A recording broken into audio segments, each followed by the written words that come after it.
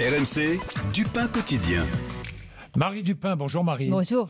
Pouvoir résilier son contrat d'assurance santé, sa mutuelle, à tout moment. Marie, ce serait peut-être une façon de redonner du pouvoir d'achat aux Français. En tout cas, c'est l'objectif affiché par le gouvernement qui veut faire adopter cette mesure rapidement. Oui. Voilà une bonne idée. Aujourd'hui, c'est vrai qu'aujourd'hui, c'est compliqué de résilier un contrat de complémentaire santé, que ce soit une mutuelle ou une assurance santé. Il faut toujours envoyer une lettre recommandée, et puis pas n'importe quand, c'est toujours 1 ou 2 mois avant la date anniversaire du contrat. Et si on laisse passer cette période, le contrat est automatiquement reconduit. L'idée du gouvernement que nous a confirmé l'entourage de la ministre de la Santé, c'est de simplifier cette résiliation afin qu'on puisse le faire n'importe quand. Après 1 an de contrat, un amendement va être déposé dans le cadre du projet de loi Pacte prochainement. Ça me paraît être très intelligent. Je ne vois pas pourquoi les mutuelles, les assurances santé ne seraient pas soumises à une vraie concurrence.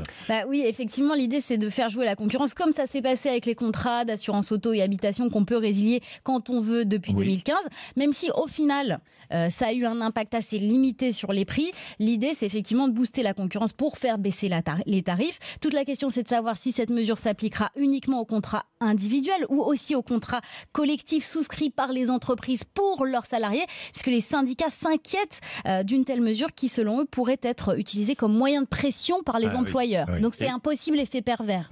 Évidemment, les organismes de complémentaire santé sont très critiques. Les mutuelles et les assureurs estiment que cette mesure n'aura pas d'effet bénéfique sur le pouvoir d'achat. Ils estiment que les résiliations de contrats vont entraîner des frais de gestion qui seront répercutés. Et surtout, évidemment, cette mesure va fragiliser les assurances, les complémentaires santé, surtout les plus fragiles, notamment les mutuelles qui prennent en charge aussi les plus fragiles au profit des complémentaires les plus rentables. Donc, autre possible effet pervers. Bon, écoutez, vous nous dites ce que vous pensez de tout ça.